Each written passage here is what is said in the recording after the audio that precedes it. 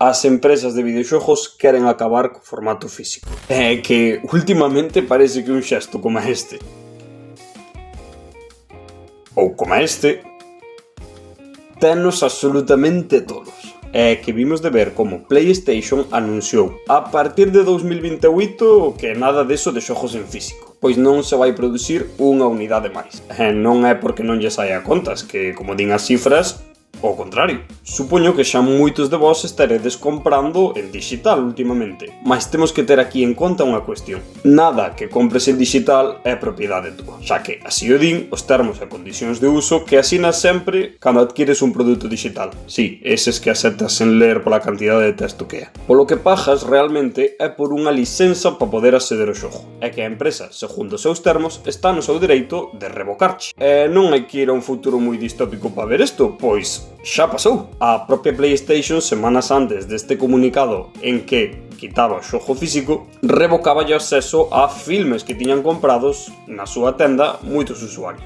Ou o caso máis polémico, o xogo como servizo, é dicir, un xogo en liña, The Crew de Ubisoft, que, como dicían eles que non lles acababa de sair a conta, quitaronllo os usuarios que o compraron sen devolverlles €1. Fronte a estas prácticas, naciu unha iniciativa cidadá europea chamada Stop Killing Games, que tiña como precepto básico dúas ideas, que, tras a morte dun xogo, ou che devolvesen o diñeiro, ou ofrecesen unha alternativa offline para xogalo. A medida tivo un apoio da xente enorme. Chegou a Eurocámara tras centos de miles de sinaturas. E parecía que ia sair adiante, mas, sorpresa, sorpresa, a iniciativa foi tirada tras unha reunión entre políticos e empresas na que non se permitiu o acceso a xornalistas. E isto non só buscaba mellorar os teus dereitos como consumidor, senón que tamén preservar o videoxogo, xa que, como obra artística que é, así como os libros, debería haber unha copia de cada un deles, co obxectivo de seren preservados para o desenvolvemento de xogos no futuro ou que ti mesmo teñas dereito a xogar o que foi o teu xogo favorito que agora é inaccesível porque os servidores de tendas antigas xa pecharon, como foi o caso de, recentemente, a PS3,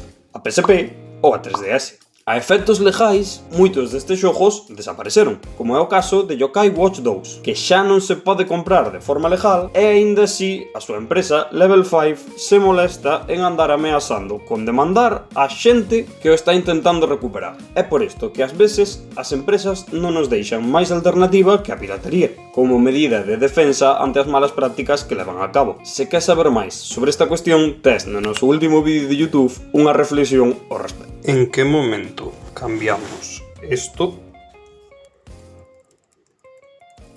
por esto?